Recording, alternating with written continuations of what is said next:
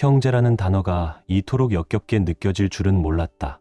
같은 날 태어나 같은 집에서 자란 사람이 내 인생을 가장 더럽게 무너뜨릴 줄이야. 아무 말 없이, 아무 경고도 없이 가장 믿었던 사람에게 가장 깊게 베인 상처는 어떤 말로도 표현되지 않는다. 그날 이후 나는 달라졌다. 그리고 이제야 비로소 말할 수 있다. 모든 건 그날부터 시작됐다. 형은 내 아내와 바람을 피우면 우월감을 느낄 수 있을 거라고 생각했겠지. 하지만 내가 그날 생각보다 이른 시간에 집에 들렀고 우리가 함께 쓰던 침대에서 둘을 직접 보고 영상까지 찍어 민정에게 보내버리기 전까진 말이야. 그 순간 형의 입꼬리는 순식간에 사라졌고 그의 인생도 무너져 내리기 시작했다. 그날 이후 그 누구도 편히 잠들 수 없게 됐다. 그날은 평범한 하루가 될 줄 알았다. 회사에서 길고 지루한 회의를 마치고 집에 돌아와 아내 수진이와 저녁을 먹고 쉬는 그런 하루.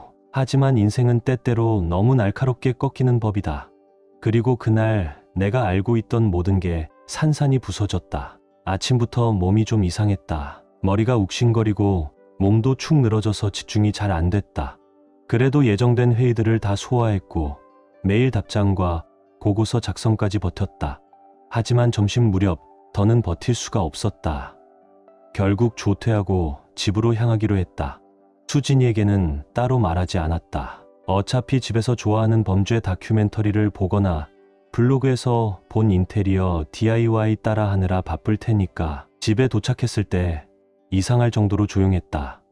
평소 같으면 현관문 소리에 바로 달려 나와 왔어 하며 반겨줬을 수진이. 그녀는 소소한 일상도 특별하게 만드는 사람이었다. 내가 그녀를 사랑하게 된 이유 중 하나였다. 하지만 그날은 발소리도 그녀가 늘 켜두던 라벤더 향초의 냄새도 없었다. 고요함만이 흐르고 있었다. 신발을 벗고 거실에 들어서자마자 뭔가 이상함이 느껴졌다. 의자 등받이에 낯익은 재킷 하나가 걸쳐져 있었다. 형, 지훈이의 재킷이었다. 속이 싸하게 조여왔다. 이 시간에 지훈이 형이 우리 집에 왜 있는 거지? 형은 늘 사람을 끌어당기는 매력이 있었고 예고 없이 불쑥 찾아오는 버릇도 있었다. 아마 뭐 빌리러 왔거나 시간이나 때우러 온 거겠지 라고 애써 넘기려 했다. 하지만 집 안에 흐르던 그 기묘한 분위기는 가시지 않았다. 그때 들렸다. 수진이의 웃음소리. 부드럽고 멜로디처럼 맑은 웃음. TV 보면서 흘리는 웃음이 아니었다. 그건 너무 다정했고 너무 친밀했다. 심장이 벌떡이기 시작했다. 잠시 멈춰 섰다. 내가 잘못 오해하고 있는 걸지도 모른다고 스스로를 설득해보려 했다. 가족 모임 얘기라도 하면서 함께 웃고 있는 걸 수도 있잖아. 믿고 싶었다. 정말 간절히 그렇게 믿고 싶었다. 하지만 계단을 오르자 웃음소리는 점점 속삭임으로 그리고 곧 더 이상 오해할 수 없는 소리로 바뀌었다. 머릿속이 어지러워지고 가슴이 미친 듯이 뛰었다. 침실 문 앞에서 멈춰섰다. 눈으로 보기 전에도 이미 머릿속에 장면은 떠올라 있었다. 나는 조심스럽게 문을 열었다.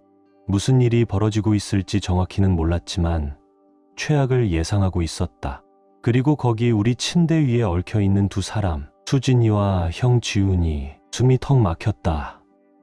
난 소리치지도 않았고 난동을 피우지도 않았다. 그저 거기 서 있었다. 얼어붙은 채. 지훈이 형이 고개를 돌렸고 내 눈과 마주쳤다. 놀라는 기색 하나 없었다. 오히려 입꼬리를 올리며 웃었다. 마치 무슨 이상한 승리를 거머쥔 사람처럼. 내 친형이 말이다. 그 순간 뭔가가 딱 하고 끊어졌다. 나는 화를 내지도 고함을 치지도 않았다. 그저 천천히 휴대폰을 꺼내 들고 형을 향해 말했다. 지훈아, 방금 너희 영상 민정이한테 보냈다. 내 목소리는 이상하리만큼 침착했다. 그런데 그 한마디 한마디가 칼처럼 날카로웠다. 형의 얼굴에서 웃음이 사라졌다. 그 자리를 채운 건 망연자실한 공포였다. 뭐라고? 형은 더듬거리며 휴대폰을 찾았다. 수진이는 침대에 반쯤 몸을 일으켜 세우며 얼굴이 종이장처럼 하얗게 질려 입만 벌렸다가 닫았다가 아무 말도 못했다. 나는 기다리지 않았다. 설명 따위 필요 없었다. 뒤로 한 걸음 물러나 형이 전화를 거는 걸 바라봤다. 수화기 넘어 민정이의 분노에 찬 목소리가 그대로 흘러나왔다. 이게 뭐야? 지훈아. 지금 내 눈에 보이는 이게 뭔데? 형의 목소리는 떨렸고 말은 자꾸 끊겼다. 그가 늘 자신만만하게 내세우던 매력은 그 순간 아무 소용도 없었다. 민정이는 속지 않았고 나 역시 마찬가지였다. 수지는 울기 시작하며 다가왔다. 정우야, 이건 실수야. 내가 진짜. 하지만 나는 그녀를 보지도 않았다. 실수. 현관문 잠그는 걸 깜빡하는 게 실수지. 이건 선택이었다. 나는 등을 돌려 방을 나섰다. 그 둘을 그 방 안에 그대로 두고 그들의 죄책감과 공포 속에 잠기게 했다. 계단을 내려오면서 머릿속은 혼란 그 자체였다. 분노, 배신감, 충격 그리고 그 속에 섞인 의외의 감정 하나. 해방감. 더 이상 내가 바보가 아니라는 사실에 안도했고 그들의 배신을 거짓 없이 변명 없이 명확하게 드러냈다는 것에 후련함을 느꼈다. 거실 소파에 앉아 천장을 바라봤다. 2층에서는 여전히 형이 전화를 붙들고 무언가 애타게 설명하고 있었지만 더 이상 그 소란도 내 마음을 흔들 수 없었다. 그 순간만큼은 나는 이상할 정도로 차분했다. 마치 내 감정이 스스로를 보호하기 위해 잠시 꺼져버린 느낌. 나는 우리가 함께했던 세월도 형과의 관계도 생각하지 않았다. 오직 한 가지, 앞으로 무엇을 해야 할지, 어떻게 이 모든 걸 정리하고 내 삶을 되찾을지를 고민했다. 잠시 후 그 둘은 위층에서 조용히 내려왔다. 얼굴은 창백했고 눈빛은 무너져 있었다. 나는 그들을 바라보며 담담히 말했다. 이제 다음 얘기를 해보자. 사람들은 쌍둥이라고 하면 늘 말하곤 했다. 와, 평생 가장 친한 친구가 같이 태어난 거네. 어릴 땐 나도 그냥 고개를 끄덕이며 웃었다. 하지만 실제는 그런 이상적인 그림과는 거리가 멀었다. 기억이 나는 가장 어린 시절부터 형과 나는 늘 기교 대상이었다. 처음엔 귀엽고 별것 아닌 수준이었지. 누가 먼저 걷고 누가 먼저 말했는지. 하지만 나이가 들수록 그 비교는 점점 날카로워졌다. 나는 똑똑한 쌍둥이, 책임감 강한 아이, 리더 기질이란 말을 들었고 형은 재미있는 애, 느긋한 성격, 예측 불가능한 아이란 말만 들었다. 가족 모임 때면 친척들은 내 학업 성취에 박수를 쳐주며 형에겐 늘 이렇게 말했다. 지훈아, 너도 곧 너만의 걸 찾게 될 거야. 마치 형이라는 존재 자체로는 부족하다는 듯한 말. 그런 말들이 형의 마음속에서 천천히, 하지만 분명히 뭔가를 차오르게 만들었다. 한 방울씩 유리잔 안에 떨어지는 물처럼. 형은 대수롭지 않다는 듯 농담으로 넘기곤 했지만 나는 형의 눈빛을 봤다. 그 안엔 분명 질투, 그리고 억눌린 분노가 있었다. 내가 고등학교 때 과학 경진대회에서 1등을 했던 날, 형은 그 전날 밤 내 발표 자료 보드를 몰래 망가뜨렸다. 고등학교 때 처음으로 여자친구가 생겼을 때였다. 그 애는 내게 참 잘해줬고 나도 처음이라 서툴렀지만 진심이었다. 그런데 몇 주 지나지 않아 그 애는 형에게 넘어갔다. 지훈이 형은 언제나 그랬다. 자기 힘으로 이길 수 없으면 내 걸 빼앗았다. 그게 형만의 방식이었다. 게임의 규칙이 불공평하다고 느껴지면 판을 뒤엎는 쪽을 택했다. 시간이 지나고 성인이 되어서도 경쟁은 형태만 달라졌을 뿐 사라지지 않았다. 나는 악착같이 공부했고 졸업 후에는 안정적인 대기업에 취업했고 조금씩 기반을 다졌다. 반면 형은 하나에 오래 머무르지 못했다. 부동산 투자다, 창업 아이템이다, NFT다. 몇 번을 바꿔가며 말뿐인 꿈을 떠들었다. 가족 모임 때면 항상 늦게 나타나 뻔한 미소를 지었고 그날의 웃음거리는 늘 나였다. 내 외모, 말투, 취미 뭐든 희화화했다. 야, 정우는 주말에도 회의하냐? 회사에 이불 깔고 자는 거 아니야? 모두들 웃었다. 지훈이는 재밌으니까 원래 저래, 그냥 형이니까 하고 넘겼다. 하지만 그 농담들 사이에 담긴 뾰족한 의도는 나는 알고 있었다. 그는 항상 나를 조금씩 깎아내리려 했다. 내가 쌓아올린 것들을 조롱하고 균열을 만들려고 했다. 수진이를 가족에게 처음 소개했을 때 형의 눈빛이 달라졌다. 늘 하던 대로 웃고 장난치고 매력을 뿜어냈지만 이번에는 뭔가 더 깊은 기운이 있었다. 그저 내 신경을 건드리려는 게 아니라 정말로 가져가고 싶어하는 눈빛이었다. 나는 대수롭지 않게 넘겼다. 수진이는 형에게 큰 관심 없어 보였고 무엇보다 나는 그녀를 믿었다. 그게 내 가장 큰 실수였다. 형은 나를 단 한 번도 진심으로 축하해주지 않았다. 내가 무언가 이룰 때마다 그건 곧 자기 실패의 그림자처럼 느껴졌겠지. 누군가 나를 칭찬할 때마다 형은 자기 안에서 또 하나의 결핍을 느꼈을 거다. 나는 그 간극을 메우고 싶었다. 형이 힘들어할 땐 도와주고 주변에서 형을 무시하면 내가 나서서 감쌌다. 바쁘고 피곤해도 형을 삶에 끌어들이려 애썼다. 그저 우리가 진짜 형제답게 지낼 수 있을지도 모른다고 믿고 싶었을 뿐이다. 하지만 지훈이 형에게 나는 형제가 아니었다. 그에겐 내가 비교 대상이자 넘어설 수 없는 기준선이었다. 승부였다. 지금 생각해보면 신호는 많았다. 형이 수진이와 관련해 하는 농담이 점점 선을 넘기 시작했고 우리 집에 불쑥 찾아와선 별 핑계도 없이 머무르곤 했다. 작별 인사할 때도 이상하게 손이 길었다. 시선도. 하지만 나는 다 외면했다. 설마 형이 그 선을 넘을 거라고는 생각하지 않았다. 우린 피를 나눈 사이니까 그 정도 선은 지키겠지 싶었다. 하지만 형은 그렇게 생각하지 않았다. 그에게 나는 동생이 아니라 늘 이겨야만 했던 존재였다. 그리고 기회가 오자 망설임 없이 행동했다. 주저함도 없었다. 그건 단순한 배신이 아니었다. 그건 나를 겨냥한 배신이었다. 내가 직접 보기를 원했고 내가 상처받는 걸 확인하며 웃고 싶었을 것이다. 그래서 그날 내가 침실 문을 열었을 때 그는 웃고 있었다. 내 침대 위에서 내 아내를 안고서 승리자처럼. 하지만 지훈이는 또다시 나를 과소평가한 거였다. 항상 그랬다. 내가 가만히만 있을 거라고 믿었다. 이번에도 내가 참을 거라고 생각했다. 하지만 이번엔 내가 그의 인생을 송두리째 뒤흔들 차례였다. 평생 그의 실수를 내가 감싸왔고 그의 작은 승리들을 모른 척 해뒀지만 이번만큼은 아니다. 절대로. 이번만큼은 절대 아니었다. 이번엔 형이 정말 모든 걸 잃는 게 어떤 건지 뼈저리게 느끼게 해주려고 했다. 내 앞에서 전화를 부들부들 떨며 붙잡고 있는 형을 보면서 오히려 머릿속은 또렷해졌다. 이건 단지 수진이나 그 바람 때문이 아니었다. 이건 수년 동안 눌러왔던 감정과 상처가 마침내 폭발한 순간이었다. 지훈이 형은 늘 그랬다. 내 것을 가져가도 아무 데가 없이 벗어날 수 있다고 믿었다. 하지만 이번만큼은 아니었다. 이번엔 그는 반드시 대가를 치르게 될 것이다. 그리고 나는 더 이상 그를 위해 움직여주지 않을 것이다. 지금 돌아보면 그들의 일이 처음 시작된 게 언제였을까 싶다.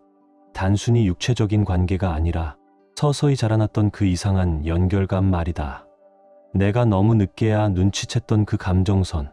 처음 가족 모임에서 수진이를 소개했던 날이 떠오른다. 형은 늘처럼 늦게 나타났고 입꼬리를 한껏 올린 채 등장해 사람들의 시선을 한 몸에 받았다. 아니면 그 이유였을까? 내가 집에 없을 때마다 불쑥 찾아오던 그 수많은 날들 속 늘 이유는 비슷했다. 근처 들렀다. 그냥 니네 잘 지내나 궁금해서. 그때 나는 전혀 의심하지 않았다. 형이라는 존재에 대해 수진에게 이야기하긴 했지만 우리가 얼마나 복잡한 관계였는지까지는 말하지 않았다. 굳이 그럴 필요 없다고 생각했으니까. 수진은 늘 따뜻하고 단단한 사람이었다. 주변 사람들을 편하게 만드는 힘이 있었고 그래서 더더욱 나는 의심하지 않았다. 반면 지훈이 형은 언제나 예측 불가능했다. 순식간에 사람을 매혹시키다가도 그 다음 순간엔 도무지 감당할 수 없는 사람이 되곤 했다. 나는 그 둘이 그렇게까지 대화를 나눌 거라고는 생각도 못했다. 형은 내 삶에 깊이 들어올 사람도 아니었고 수진 역시 형의 스타일에 별 반응 없어 보였으니까. 처음 셋이 함께한 가족 모임에서 형은 마치 수진이를 예전부터 알고 지낸 사람처럼 행동했다. 영화 취향 가지고 놀리고 별것도 아닌 퀴즈 문제로 내기까지 했다. 수진이는 그의 장난에 웃었고 나는 그냥 형이 또 저러는구나 싶었다. 하지만 그 이후로 형은 점점 자주 나타났다. 처음엔 공구를 빌린다거나 예전에 두고 간 걸 찾으러 왔다며 집에 들렀다. 그러다 점점 방문이 잦아졌고 핑계는 점점 허술해졌다. 근처에 일이 있어서 수진이한테 요즘 얼굴 못 보여서 미안해서 나는 그걸 그저 형이 우리와 가까워지려는 시도라고 믿었다. 그동안 형제답게 못 지냈던 지난 날들을 이제라도 메워보려는 거라고 생각했다. 그리고 수진은 언제나 그랬듯 정중하고 따뜻하게 그를 맞이했다. 처음엔 정말 아무것도 아닌 것 같았다. 하지만 지금 생각하면 그 변화는 분명히 있었다. 수진이가 형이 농담에 웃는 빈도, 그 강도, 그 눈빛이 어느 순간부터 조금씩 달라졌다. 형은 작별 인사할 때면 유독 오래 머물렀고 시선은 불필요하게 길었다. 그리고 집에 들어왔을 때 그 둘이 거실에서 나란히 앉아 머리를 맞대고 조용히 이야기하던 모습도 있었다. 목소리는 낮았고 분위기는 이상했다. 그냥 이런저런 얘기했어. 요즘 형도 힘든가 봐. 나는 믿었다. 왜냐면 수진이는 내 아내였고 지훈이는 내 형이었으니까 피는 물보다 진하다고들 하지 않나. 하지만 형은 그런 생각을 한 적이 없었다. 나에게 그는 형이었지만 그에게 나는 넘어야 할 기준선, 이겨야 할 상대였을 뿐이었다. 나는 그들을 믿었다. 정말 두 사람 모두를 진심으로 믿었다. 하지만 지금까지도 생생하게 떠오르는 장면이 하나 있다. 그날은 우리가 아파트 옥상에서 가족 바비큐 모임을 열던 날이었다. 지훈이 형은 늘 그렇듯 사람들 앞에서 자연스럽게 분위기를 휘어잡았다. 한 손으로 고기를 굽고 다른 손으로는 농담을 던지며 사람들을 웃게 했다. 그때 수진이가 소스를 셔츠에 흘렸다. 형은 망설임 없이 냅킨을 집어들고 얼룩을 닦아주려 다가갔다. 표면적으로야 아무 일도 아니었지만 그 둘이 눈을 마주친 그 1초, 그 길고도 미세한 정적에서 내 속이 서늘해졌다. 왠지 모르게 불쾌한 기분이 들었다. 나는 애써 넘겼다. 내가 예민한 거라고, 별일 아닌데 괜히 오버하지 말자고. 하지만 그때 심어졌던 불신의 씨앗은 이미 자라고 있었는지도 모른다. 나는 늘 믿어왔다. 수진이와 나는 단단하다고. 우린 크게 싸운 적도 없었고 수진이는 뭘 요구하거나 불평하는 사람도 아니었다. 하지만 지금 생각해보면 그게 문제였던 걸까? 나는 늘 바빴다. 회사 일에 파묻혀 늦게 들어오고 주말에도 일에 붙들려 살았다. 하지만 그건 우리를 위한 거였다. 우리의 미래를 위한 시간이라고 나는 믿었다. 수진이도 그걸 이해하고 있다고 생각했다. 행복하다고 믿었다. 하지만 형은 그녀에게 내가 주지 못한 걸 건넸을지도 모른다. 주목, 즉흥성, 그리고 지루한 일상에서 도망칠 수 있는 출구. 아내가 다른 사람에게서 뭔가를 찾았을지도 모른다고 인정하는 건, 특히 그 대상이 내 쌍둥이 형이었다면 그건 상상 이상으로 아픈 일이었다. 이 배신은 단지 행위 때문만이 아니었다. 그 전부터 이어져 온 수많은 선택들이 만든 결과였다. 훔쳐보는 눈빛, 속삭이는 대화, 내가 존재하지 않았던 순간들. 그들은 하나씩 작은 선택을 했고 그 선택들이 서로를 이어주는 다리가 되었고 그 다리는 나를 그들로부터 멀어지게 만들었다. 가장 끔찍한 건 형이 단순히 나를 배신한 게 아니라는 사실이다. 그는 나를 이용했다.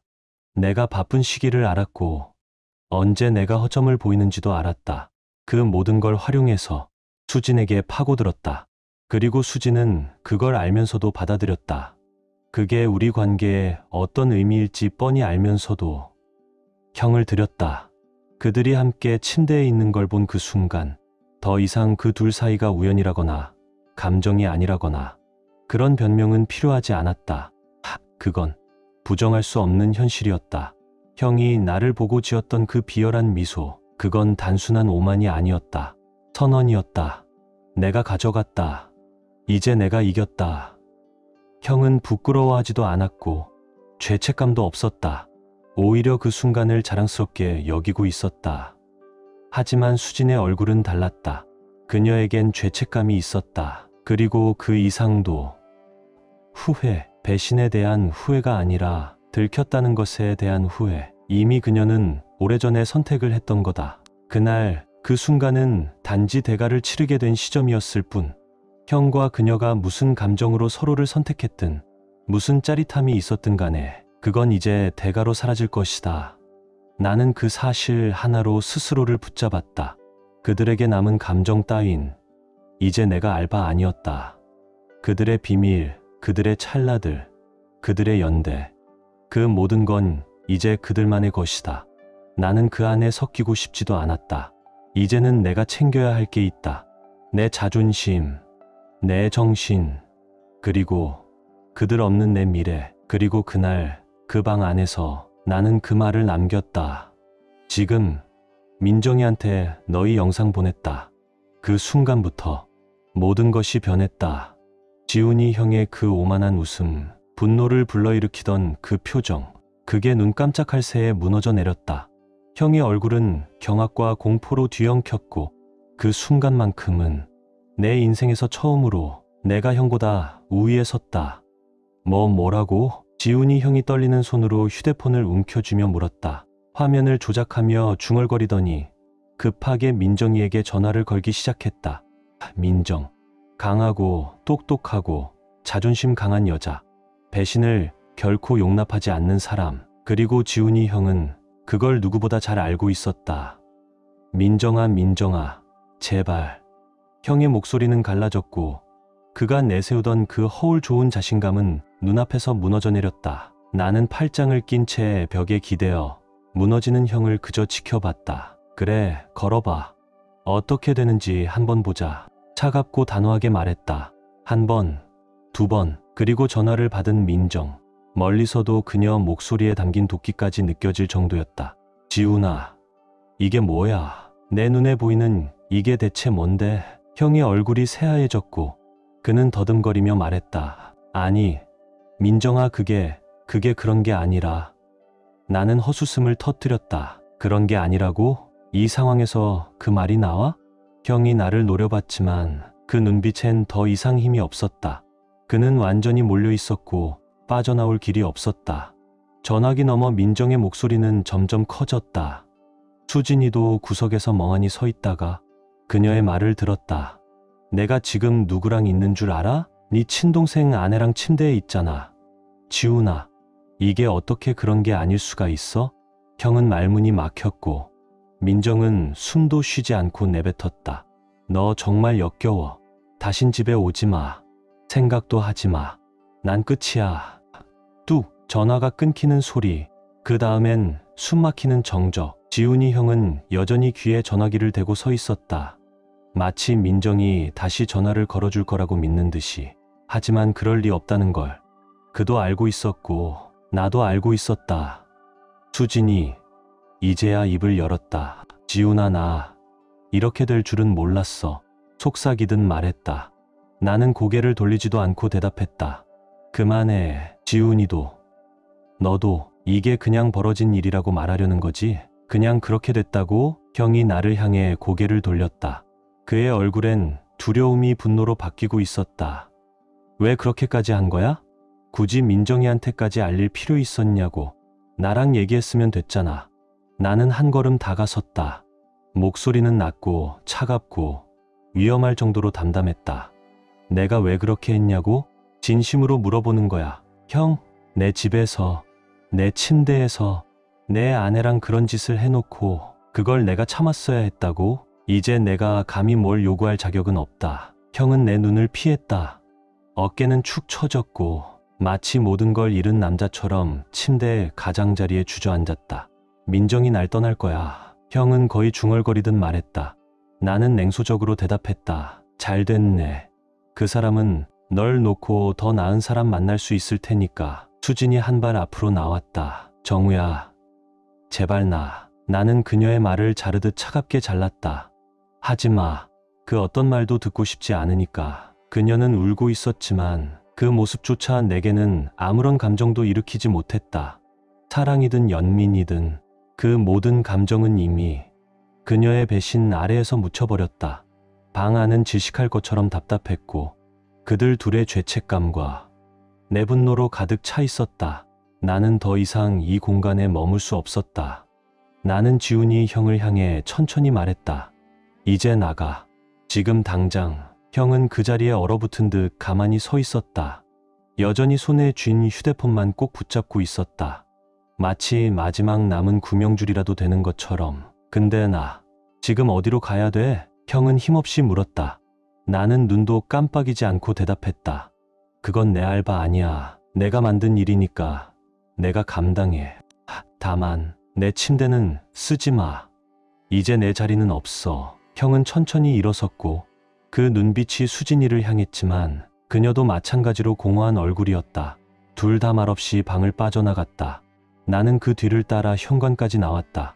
지훈이 형은 허둥지둥 열쇠를 찾더니 차에 타려는 순간 나는 문틀에 기대어 한마디 더 남겼다. 아, 그리고 지훈아, 민정이는 똑똑한 여자야. 넌 진짜 모든 걸 잃게 될 거야. 그 현실에 익숙해지는 게 좋을 거다. 형은 아무 말도 하지 않았다. 내 눈도 마주치지 않았다. 그저 시동을 걸고 그렇게 떠났다. 나는 문 앞에 한참을 서 있었다. 형이 사라진 길을 멍하니 바라보며 혼란스러운 생각들이 머릿속을 헤집고 있었다. 이제 무엇을 해야 할까? 아직 아무 계획도 없었다. 하지만 단 한 가지는 분명했다. 지훈이 형의 그 자만한 웃음은 사라졌고 그 자리를 차지한 건 두려움과 후회였다. 이제는 그가 더 이상 판을 쥐고 있는 사람이 아니었다. 이제 그건 나였다.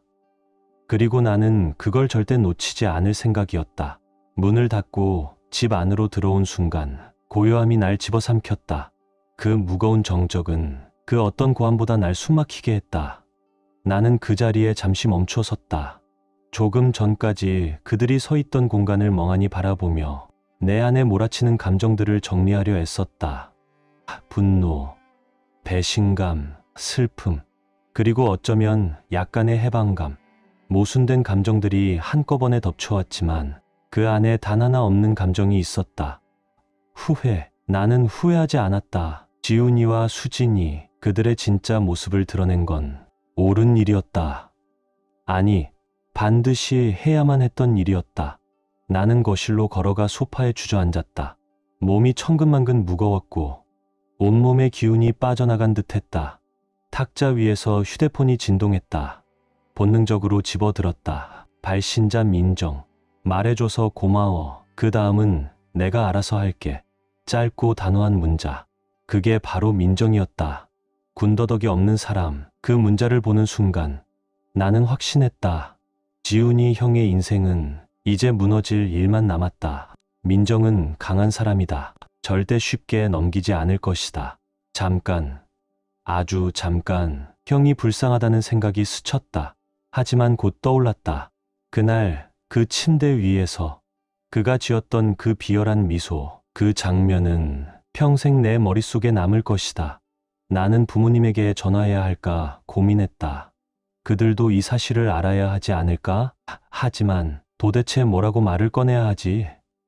엄마, 아빠, 있잖아요. 지훈이 형이요. 제 아내랑 바람났어요. 아니, 지금은 못하겠다. 이건 내가 먼저 정리해야 할 문제였다. 시간은 느리게 흘렀고 집은 유난히 비어 보였다. 나는 부엌으로 가 수납장을 열었다 닫았다 반복했다. 배는 고프지 않았지만 무언가라도 해야 할 것 같았다. 생각을 멈추기 위해서. 하지만 머릿속은 끊임없이 장면을 되감았다. 수진의 배신도 아팠지만 지훈이 형의 배신은 그보다 훨씬 더 깊었다. 그는 단순한 형이 아니었다. 쌍둥이였다. 생일도, 어린 시절도, 웃음도, 모든 걸 함께했던 사람이었다. 그리고 그 사람이 그 모든 걸 스스로 짓밟았다. 하지만 결국 형은 이 모든 걸 스스로 내던졌다. 도대체 무엇을 위해서? 그저 일시적인 욕망? 평생 혼자 벌여온 나와의 그 어상 같은 경쟁에서 마침내 이겼다고 느끼기 위해. 그날 내가 침실 문을 열고 들어섰을 때 형이 나를 보며 지었던 그 미소가 떠오른다. 그건 단순한 오만함이 아니었다. 승리감이었다. 형은 내가 직접 보기를 원했다. 내가 무너지는 걸 눈으로 확인하고 싶었고 내 마음이 부서지는 순간을 만끽하고 싶어 했다. 그게 가장 아팠다. 해가 서서히 저물기 시작하자 나는 더 이상 이 집 안에 머물 수 없다는 걸 느꼈다. 고요함 때문만은 아니었다. 문제는 기억이었다. 식탁 위엔 수진이와 내가 수없이 식사했던 흔적이, 소파 위엔 우리가 함께 드라마를 보며 웃던 잔열이 남아 있었고, 침실 위층에는 그 배신이 여전히 스며 있었다. 나는 열쇠를 들고 무작정 차에 올랐다. 갈 곳은 없었지만 엔진 소리에 생각을 덮고 싶었다. 어디론가 떠밀리듯 운전하다 보니 문득 도착한 곳은 민정이네 집 앞이었다. 계획한 건 아니었다. 그냥 이곳이 맞는 것 같았다. 차에서 내려 초인종을 눌렀다. 문이 열렸고 민정은 피곤하고 날선 얼굴로 나를 바라봤다. 아무 말 없이 그녀는 조용히 문을 열어줬다. 나는 따라 들어갔고 민정은 거실의 1인용 소파에 앉더니 내게 자리를 권했다. 술 마실래? 그녀가 물었다. 목소리는 담백했고 감정은 눌려 있었다. 응, 뭐든. 물인지 위스키인지 나도 몰랐다. 민정은 와인 2잔을 들고 돌아왔다. 우리는 나란히 앉아 잠시 아무 말 없이 바닥만 바라봤다. 그리고 그녀가 입을 열었다. 왠지 언젠간 이런 일이 벌어질 것 같긴 했어. 근데 그게 하필 수진일 줄은 몰랐지. 나는 고개를 끄덕이며 와인을 한 모금 마셨다. 나도 마찬가지야. 형이 이 정도로 낮아질 줄은 몰랐어. 근데 놀랄 일도 아니었나 봐. 민정은 헛웃음을 터뜨렸다. 그 사람 늘 너한테 질투심 있었잖아. 나는 옆에서 그걸 다 봤어. 뭔가 할 때마다 비교했고 너한테 들이대든 말하고 질투로 가득 차 있었지. 근데 여기까지 할 줄은 몰랐네. 나도 마찬가지야. 내가 말했다. 하지만 이제는 다 드러났지. 그 후로 우리는 오래 이야기했다. 서로가 모른 채 지나쳤던 조각들을 하나씩 꺼냈다. 민정은 형이 요즘 들어 점점 집에 늦게 들어왔다는 얘기를 꺼냈고, 나는 수진과 형 사이에 미묘했던 변화들, 긴 작별 인사, 낮은 속삭임, 웃음의 농도를 털어놨다. 시간이 얼마나 흘렀을까. 집을 나설 무렵 아직 상처는 그대로였지만 조금은 숨을 쉴 수 있게 된 느낌이었다. 집에 돌아왔을 때 그곳은 여전히 조용하고 숨 막혔지만 내 안에는 이전과는 다른 감정이 자리 잡기 시작했다. 결심. 이건 끝이 아니다. 이제 시작이었다. 지훈이 형과 수지는 자신들의 선택을 했고 이제 그에 따르는 대가를 치를 차례였다.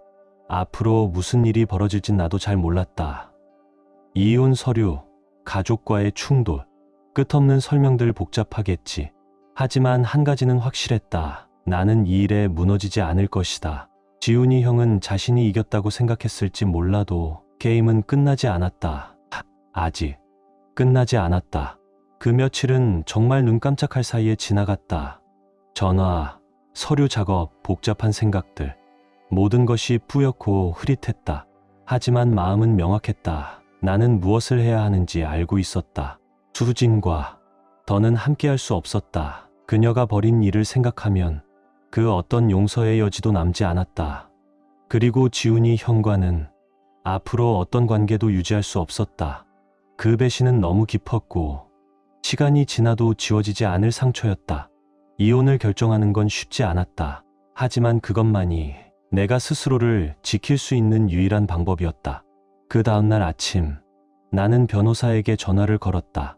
통화는 차가웠고 감정은 개입할 틈이 없었다. 재산 분할, 양육권, 증거자료, 다행히 우리는 아이가 없었다. 그리고 나는 영상이라는 명확한 증거를 갖고 있었다. 변호사는 그것만으로도 절차는 빠르게 정리될 거라고 말했다.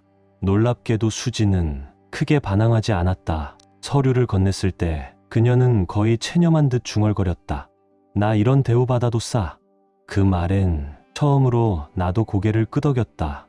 그녀는 며칠 동안 묵묵히 짐을 쌌다. 박스 하나씩 나갈 때마다 무언가가 내 삶에서 정리되는 기분이었다. 조금씩 정리가 되는 느낌. 아프지만 필요했던 정리였다. 하지만 지훈이 형은 그렇게 조용히 떠나주지 않았다. 처음엔 전화가 쏟아졌다. 수십 통. 처음 몇 통은 분노였다.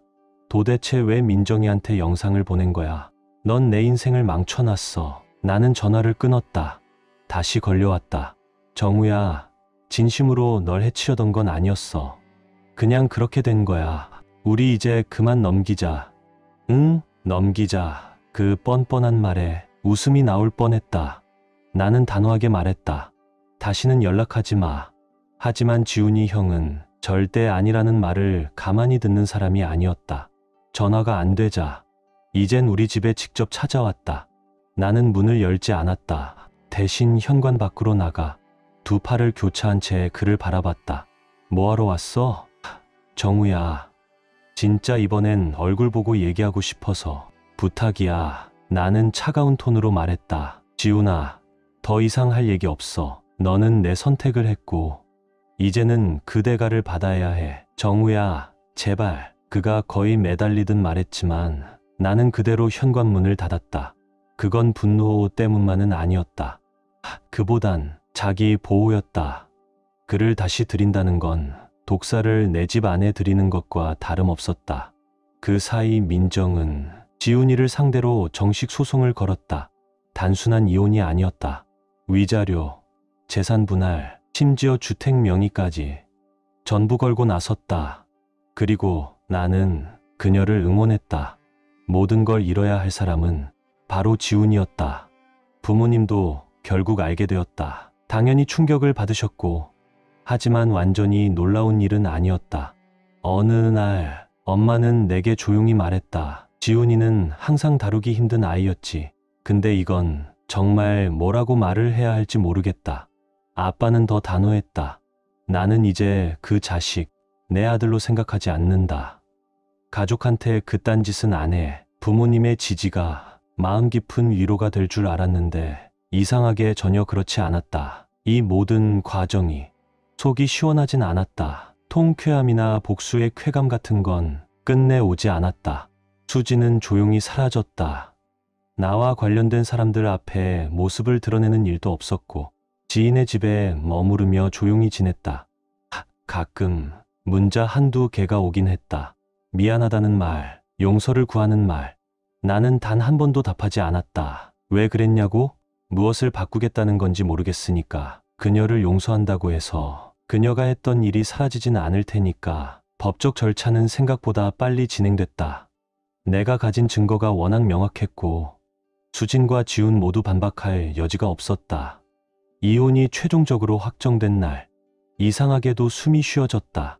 행복하진 않았다. 그렇지만 그의 가까운 감정이었다. 그 시간 동안 민정이와는 계속 연락을 주고받았다. 그녀는 강했다. 상황을 품위 있게, 단호하게, 때로는 냉정하게 처리해 나가는 그녀를 나는 점점 존경하게 됐다. 우리는 몇 번 만나 근황을 나누고 서로 쌓인 감정을 풀었다. 그 대화들은 내게 큰 위안이자 나 혼자만 이런 일을 겪는 게 아니다라는 이상한 안정을 줬다. 어느 날 카페에서 커피를 마시다 민정이 내게 물었다. 그 사람들 지금쯤 후회하고 있을까? 나는 잠시 생각하다가 말했다. 지훈이는 들킨 걸 후회하겠지. 수지는 우리가 함께 쌓아 올린 삶을 잃은 걸 아쉬워할 거고. 근데 그들이 정말 그 짓을 한 걸 후회할까? 나는 고개를 저었다. 잘 모르겠어. 그리고 솔직히 말해 알고 싶지도 않아. 민정은 씁쓸하게 웃었다. 그래, 나도 그래. 모든 게 마무리되었을 무렵 이혼은 확정됐고 자산도 정리됐고 각자의 삶은 완전히 분리됐다. 그때 처음으로 나는 숨을 쉴 수 있었다. 그들의 배신이 남긴 상처는 여전히 존재했지만 그 무게는 더는 날 짓누르지 않았다. 폭풍은 지나갔고 수개월 만에 처음으로 저 멀리 희미한 빛이 보였다. 지훈이 형과 수지는 별로 좋지 않았다. 지훈은 결국 모든 걸 잃었다. 결혼도, 평판도, 재산도 민정의 단호한 대응 덕분이었다. 수진 역시 초라한 원룸에서 불만 가득한 얼굴로 생계를 이어갔다. 하기 싫은 일을 억지로 하는 듯한 삶. 그리고 나는 다시 시작하고 있었다. 느리지만 확실하게 무너진 나를 다시 세우는 중이었다. 그들이 남긴 상처는 쉽게 아물지 않겠지만 나는 그것에 내 삶을 맡기지 않기로 했다. 나는 자유로웠고 그 자유는 그 모든 아픔을 겪을 만큼의 가치가 있었다.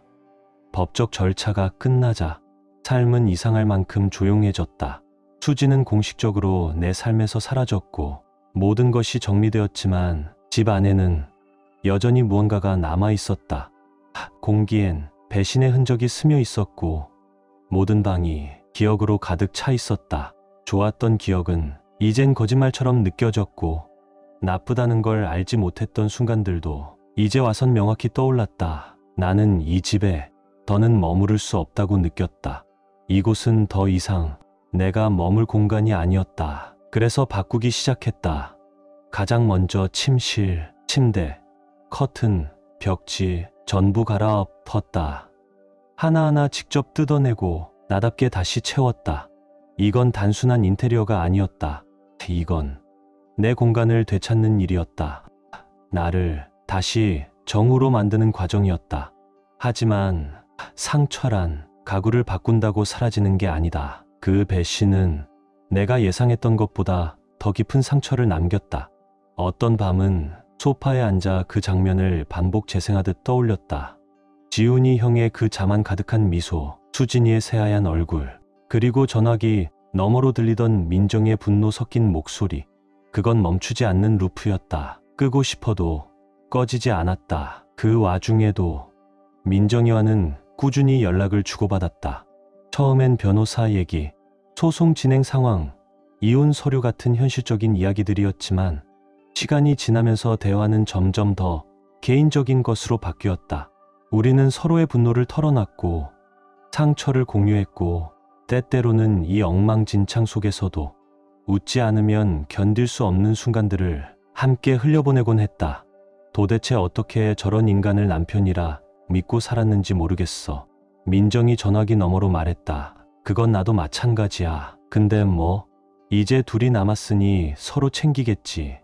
우리는 웃었지만 그 웃음 속엔 아무런 기쁨도 없었다. 지훈과 수진의 몰락은 사실상 예견된 일이었다. 지훈은 모든 걸 잃었다. 아내, 명예, 경제적 기반까지. 민정은 철저하게 싸웠고 결과는 단호했다. 형은 결국 차를 팔고 작은 오피스텔로 이사했고 생활비를 벌기 위해 알바를 몇 개씩 뛰어야 했다. 수진 역시 나을 게 없었다. 도심 외곽의 낡은 원룸에서 동네 카페에서 일하며 간신히 버텼다. 지인들을 통해 들은 얘기에 따르면 그녀는 늘 피곤해 보였고 예전의 생기 있고 따뜻한 모습은 이제 더 이상 남아있지 않다고 했다. 어느 날 민정이와 다시 커피를 마시던 중 대화는 자연스럽게 회고로 흘러갔다. 지금쯤 그 사람들 행복할까? 민정은 컵 안에 커피를 젓다가 조용히 물었다. 나는 잠시 생각하다가 말했다.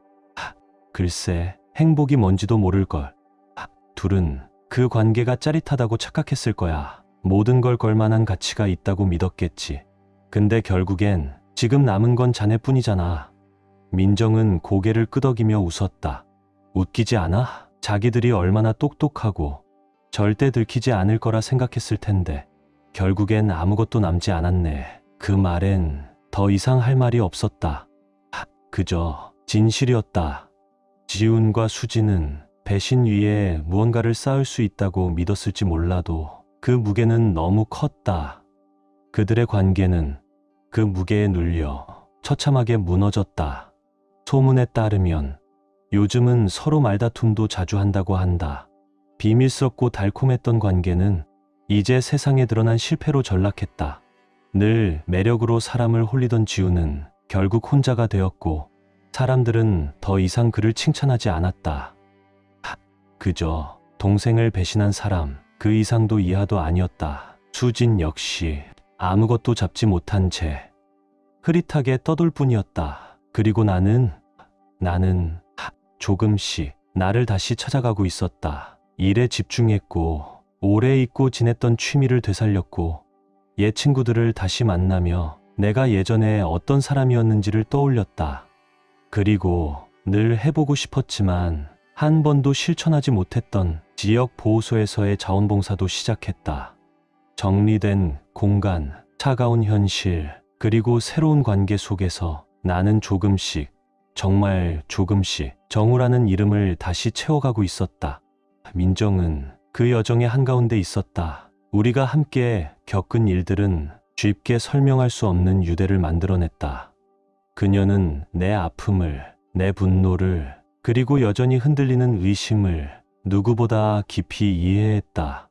시간이 흐르면서 우리의 대화는 지훈과 수진에 대한 이야기가 줄어들었고 점점 우리 자신에 관한 이야기로 바뀌었다. 어느 날 저녁 조용한 공원을 함께 걷다가 민정은 문득 이런 말을 꺼냈다. 예전엔 그 사람들이 내 인생을 영원히 더럽힐 거라고 생각했어. 지워지지 않는 흠처럼 남을 거라고. 근데 이제는 그건 그냥 한 챕터일 뿐이더라. 내 이야기의 전부가 아니야. 그 말은 내 마음 깊숙이 박혔다. 그래, 지훈과 수진은 내 인생의 일부였을 뿐 끝은 아니었다. 그들의 배신은 분명 깊은 상처였지만 그 덕분에 나는 이전엔 상상하지 못했던 방식으로 성장할 수 있었다. 결국 고통은 조금씩 옅어졌다. 완전히 사라지진 않았다. 어떤 상처는 시간이 지나도 옅은 통증을 남긴다. 하지만 이제 그 통증이 나를 지배하진 않았다. 나는 다시 웃을 수 있게 되었고 소소한 기쁨을 느낄 수 있었고 앞날에 대한 기대를 품을 수 있었다. 지훈과 수진은 이제 아득한 과거의 그림자일 뿐이었다. 그들의 삶은 계속해서 무너지고 있었다. 지훈은 이직을 거듭하며 결국은 고립되었고 한때 매력이라 여겨졌던 모든 것은 더 이상 통하지 않았다. 수진도 마찬가지였다. 죄책감과 후회에 눌려 점점 존재감마저 희미해졌다고 들었다. 그들이 쌓은 관계는 거짓과 배신 위에 놓였기에 현실을 버틸 수 없었다. 그리고 나는 그 혼란을 뒤로하고 앞을 향해 걸었다. 하루하루가 조금씩 가벼워졌고 숨결도 조금씩 따뜻해졌다. 나는 더 이상 그들의 선택에 휘둘리는 사람이 아니었다. 그들은 단지 자신들의 삶을 무너뜨린 사람들일 뿐 내 삶까지 망가뜨릴 권리는 없었다. 나는 내 이야기를 다시 써내려갔고 이젠 누구도 그 페이지에 한 줄도 더 쓰게 하지 않을 것이다. 자유. 그게 내가 느낀 감정이었다. 정말로 처음 느껴본 진짜 자유. 오랜만에 오롯이 나를 위해 사는 삶. 그건 무엇과도 바꿀 수 없는 선물이었다. 배신 이후의 삶이란 고통을 없애는 게 아니다. 그 고통과 함께 살아내는 법을 배우는 것이다. 시간이 지나면서 지훈과 수진이 남긴 상처는 서서히 아물었다. 완전히 사라지진 않았다. 그런 흉터는 평생 흔적을 남기니까. 하지만 이제는 덜 아팠다. 덜 무거웠다. 몇 년 만에 나는 정말로 숨을 쉴 수 있게 됐다. 더는 과거를 의심하며 살지 않아도 됐다. 더는 모든 것을 불신하지 않아도 됐다. 나는 삶을 다시 세웠다. 몸만이 아니라 마음까지도. 수진과 함께 살았던 그 집은 더 이상 내가 머물 공간이 아니었다. 과거의 박물관 같았고 더 이상 그 기억들을 간직할 이유도 없었다. 그래서 나는 하나씩 바꿨다. 가구를 바꾸고 벽지를 바꾸고 조명 하나까지도 바꾸며 그 공간은 점점 지금의 나를 닮아갔다. 그건 단지 인테리어가 아니었다. 내 정체성을 하나씩 되찾는 과정이었다. 내 시선은 진짜 중요한 것들로 옮겨갔다. 오래 잊고 지냈던 친구들과 다시 연락했고 오래 접어뒀던 취미를 꺼냈고 심지어는 지역 청소년 센터에서 멘토 활동도 시작했다. 누군가를 돕는다는 건 내 안에 쌓였던 무언가를 조금씩 정화시켜주는 힘이 있었다. 그것은 그 어떤 배신도 닿을 수 없는 내 삶의 진짜 중심이었다. 이제 우리는 정우의 여정을 마무리 짓는 가장 따뜻하고 조용한 순간에 도착했습니다. 이번 장면은 마지막 에필로그에 해당하며 그는 더 이상 과거에 얽매이지 않고 진정한 평화와 희망이라는 감정을 받아들이는 데 성공합니다. 문체는 담담하면서도 잔잔한 희망으로 흐르며 마지막 문장은 오롯이 그의 선택과 서사에 대한 선언으로 마무리됩니다. 조금씩, 아주 조금씩 나는 지훈과 수진의 그림자에서 벗어나 나 자신을 다시 찾아가고 있었다. 그리고 그 여정엔 늘 민정이 함께 있었다. 처음엔 상처를 공유하는 관계였지만 시간이 지나면서 우리는 진짜 친구가 되었다. 더 이상 지훈과 수진 이야기를 할 필요도 없었다. 그들은 이제 대화의 각주일 뿐이었다. 그보다 더 중요한 건 우리가 나누는 꿈, 삶에 대한 생각, 그리고 간간이 섞인 웃음소리였다. 민정에겐 묘한 낙관이 있었다. 우리가 겪은 모든 걸 지나왔음에도 그녀는 여전히 삶이 아름다울 수 있다고 믿는 사람이었다. 어느 저녁 공원 벤치에 앉아 석양을 바라보던 순간 그녀가 조용히 말했다. 예전엔 지훈이의 배신이 내 인생을 망쳐놓을 거라 생각했어. 이게 끝이라고 여겼지. 근데 지금은 이게 새로운 시작 같아. 그 말이 가슴 깊이 와닿았다. 그래, 지훈과 수진이 했던 일은 내 인생의 하나의 장일 뿐 끝은 아니었다. 나는 내 서사의 주인공이고 남은 이야기들을 어떻게 써내려갈지는 내 손에 달려 있었다. 한편 그들의 삶은 계속 추락 중이었다. 소문에 따르면 지훈은 이직을 반복하며 경제적으로도 어려움을 겪었고 수진은 이곳저곳 임시거처를 옮기며 예전의 빛을 완전히 잃어버렸다고 한다. 비밀과 배신으로 시작된 관계는 현실의 무게를 견디지 못했다. 둘은 쉽게 무너졌고 쉽게 사라졌다. 한때는 그런 모습을 보며 속이 시원할 줄 알았다. 하지만 이젠 아무 감정도 없었다. 그건 그들의 선택이었고 그 책임도 오롯이 그들에게 있었다. 더는 내 문제가 아니었다. 나는 내 삶을 살아야 했다. 진짜 중요한 것에 집중하며 앞으로 나아가야 했다. 몇 년이 지나자 나는 스스로에게 솔직히 말할 수 있었다. 행복하다고. 정말로. 친구들과의 관계는 깊어졌고 일도 안정되었고 매일의 순간마다 작고 고요한 평화가 깃들었다. 배신이 남긴 흉터는 여전히 내 안에 있었지만 이제 그 흉터는 나를 설명하는 문장이 아니었다. 그건 내가 얼마나 단단한 사람인지 알려주는 증거였다. 민정과의 관계는 계속해서 성장했고 우리는 서로를 지지하는 가장 든든한 사람이 되어주었다. 가끔은 문득 이 관계가 더 깊어질 수도 있을까 생각했지만 나는 조급해하지 않았다. 확신이 필요했다. 이 감정이 진짜인지, 그리고 내가 과거의 짐 없이 누군가에게 다가갈 수 있는 준비가 되었는지. 그러던 어느 날 민정이 말했다. 정우야, 넌 행복해질 자격 있어. 진심으로. 그 사람들이 했던 일이 너를 붙잡게 하진 마. 그 말은 마치 내 속을 꿰뚫고 나오는 듯했다. 나는 그동안 살아남는 데 집중하느라 정작 행복이 뭔지 생각해 본 적이 없었다. 그날 이후 나는 조금씩 다시 꿈꾸기 시작했다. 다시 사랑할 수 있을까? 다시 믿을 수 있을까? 그리고 더 좋은 미래를 그릴 수 있을까? 어느 순간 그 가능성은 두려움이 아니라 희망으로 다가왔다. 지훈과 수진은 이제 머릿속에서조차 흐릿한 과거였다. 그들이 어떤 삶을 살고 있든 이젠 상관없었다. 그들의 선택이 그들의 삶을 만든 것처럼 내 선택은 내 삶을 여기까지 데려왔다. 그리고 나는 더 나은 무언가를 만들기로 선택했다. 이제 나는 처음 느껴보는 감정을 품고 있었다. 희망, 새로운 시작에 대한 희망, 진실된 연결에 대한 희망, 배신이 아니라 성장과 회복으로 채워진 삶에 대한 희망. 이건 나의 이야기였다. 그리고 이제 나는 다음 장을 써내려갈 준비가 되었다. 완벽하진 않겠지만 삶이란 늘 그렇지 않나? 그렇지만 그 이야기는 온전히 내 것이었다. 그리고 그걸로 충분했다.